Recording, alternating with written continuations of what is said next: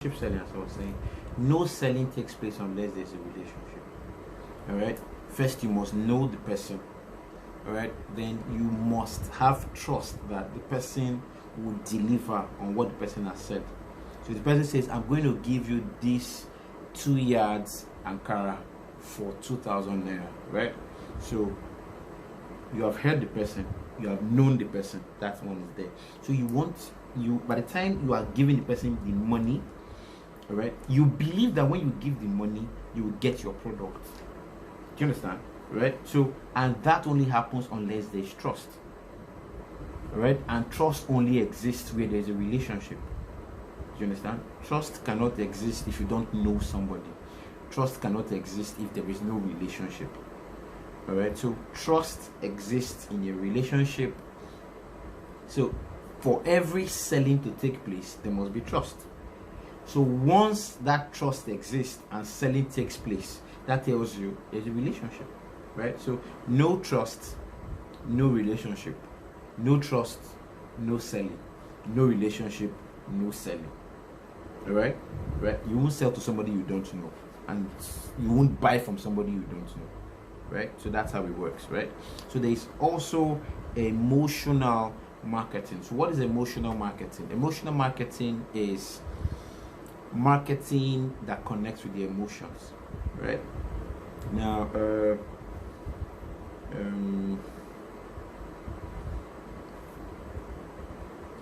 how many of you have seen the new what's it called? The new Emirates Airlines. I mean, if you have seen their new advert, right? The advert was on the things that we used to do before, the things we used to take for granted: walking in the park, walking with friends, talking with them, playing with their hair, pushing them, just sitting down, going to mama put, all right, watching football, sitting down with everybody, arguing, standing in front of the newspaper stands, all of that, going to the eatery. When you get to the eatery, sitting down, everybody standing, all those things that you used to take for granted. We can't do them right now. All right? Why? Because we are all seated in our houses. All right? Now, that was emotional marketing. What they were doing was just trying to explain to you that these things that you used to take for granted, those things that you just do randomly, you can't do them right now. So you can see that then you didn't think they were important, but you can really see now that was important. All right, that those things are important, right? Now imagine if we didn't have GSM and phone calls in Nigeria. How would we have been making calls? Right? There will probably be a very long line in front of all those old Nitel telephones, right? People trying to call their friends and all of that. So these are the things, right? So emotional marketing connects with the emotions, right? It's the same thing you see when a guy tries to sell you a let's say those guys that sell things for kids, right? Now they don't go to give the parents, right? They go to give the children, because they know the children will cry and say, "Oh, mommy, I want this." All right, that's some form of emotional marketing. All right, they're trying to get to you emotionally, right? Because they know you wouldn't want to refuse your child, so you prefer if your child does not see, so your child does not cry.